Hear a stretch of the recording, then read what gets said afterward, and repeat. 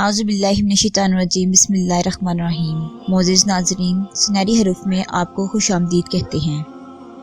حضرت عبداللہ بن عمر رضی اللہ تعالیٰ عنہ سے روایت ہے کہ حضرت محمد مصطفیٰ صلی اللہ علیہ وآلہ وسلم نے ارشاد فرمایا کہ عورت چھپا کر رکھنے کی چیز ہے، اور بلا شبہ جب وہ اپنے گھر سے باہر نکلتی ہے تو اسے شیطان تکنے لگتا ہے، اور یہ بات یقینی ہے کہ عورت اس وقت سب سے زیادہ اللہ سے قریب ہوتی ہے جبکہ وہ اپنے گھر کے اندر ہوتی ہے۔ اس حدیث میں اول تو عورت کا مقام بتایا گیا ہے، یعنی یہ کہ وہ چھپا کر رکھنے کی چیز ہے۔ عورت کو بحیثیت عورت گھر کے اندر رہنا لازم ہے۔ جو عورت پردے سے باہر پھرنے لگے وہ حدود نسوانیت سے باہر ہو گئی۔ اس کے بعد فرمایا کہ جب عورت گھر سے باہر نکلتی ہے تو شیطان اس کو طاقتا ہے، مطلب یہ کہ جب عورت باہر نکلے گی تو شیطان کی یہ کوشش ہوگی کہ لوگ اس کے خد و خال، حسن و جمال اور لباس و پوشاک پر نظر ڈال ڈال کر لطف اندوز ہوں۔ اس کے بعد فرمایا کہ عورت اس وقت سب سے زیادہ اللہ تعالیٰ کے قریب ہوتی ہے جبکہ وہ اپنے گھر کے اندر ہوتی ہے۔ جن عورتوں کو اللہ کی نزدیکی کی طلب اور رغبت ہے وہ گھر کے اندر ہی رہنے کو پسند کرتی ہیں اور حتیٰ کہ گھر سے باہر نکلنے سے گریز کرتی ہیں۔ اسلام نے عورتوں کو ہدایت دی ہے کہ جہاں تک ممکن ہو اپنے گھر کے اندر ہی رہیں۔ کسی مجبوری سے باہر نکلنے کی جو اجازت دی گئی ہے اس میں متعدد پابندیاں لگائی گئی ہیں، مثلاً یہ کہ خوشبو لگا کر نہ نکلیں، اور یہ بھی حکم فرمایا کہ عورت راستے کے درمیان نہ چلے، اگر اسے باہر جانا ہی پڑے تو پورے بدن پر موٹی چادر لپیٹ کے چلے۔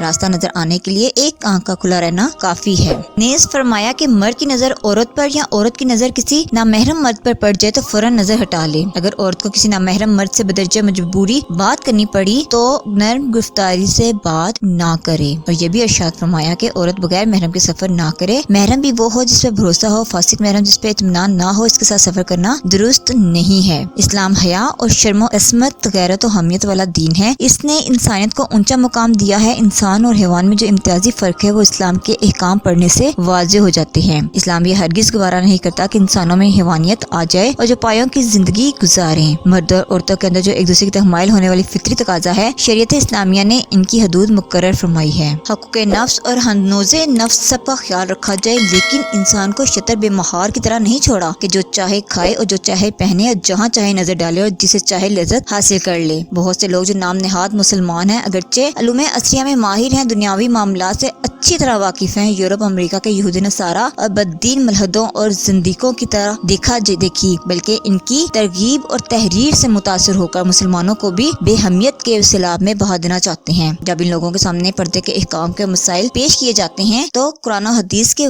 واضح دلائل سامنے ہوتے ہوئے بھی بڑی ڈھٹائی کے ساتھ کہہ دیتے ہیں کہ یہ سب باتیں تو مولویوں نے نکالی ہیں، عورتوں کو بے پردہ پھرانے کو یہ لوگ ترقی سے تعبیر کرتے ہیں۔ سب سے بڑی چیز جو ایک مرد کو عورت کی طرف یا عورت کو مرد کی طرف مائل کرنے والی ہے وہ نظر ہے۔ قرآن پاک میں دونوں فریق کو حکم دیا ہے کہ اپنی نظریں پست رکھیں۔ سورۃ النور میں اول و مردوں کو حکم فرمایا کہ آپ صلی اللہ علیہ وآلہ وسلم مسلمان مردوں سے کہہ دیجئے کہ اپنی نگاہیں نیچے رکھیں اور اپنی شرمگاہوں کی حفاظت کریں، یہ ان کے لیے زیادہ پاکیزگی کی بات ہے، بے شک اللہ تعالیٰ اس سے خوب باخبر ہے جو کچھ لوگ کیا کرتے ہیں۔ اس کے بعد عورتوں کو خطاب فرمایا اور مسلمان عورتوں سے فرما دیجئے کہ اپنی نگاہیں نیچی رکھیں اور اپنی شرمگاہوں کی حفاظت کریں اور اپنی زینت کو ظاہر نہ کریں۔ آخر میں اس دعا کے ساتھ اس ویڈیو کا اختتام کرتے ہیں کہ اللہ تعالیٰ ہمیں اور آپ سب کو اپنے اور رسول اللہ صلی اللہ علیہ وآلہ وسلم کے نقش قدم پر چلنے کی توفیق عطا فرمائے۔ کل ایک نئی ویڈیو کے ساتھ دوبارہ حاضر ہوتے ہیں، اس وقت تک کے لیے ہمیں اجازت دیجیے۔ اپنا اور اپنے پیاروں کا بہت سا خیال رکھیے گا۔ اللہ حافظ۔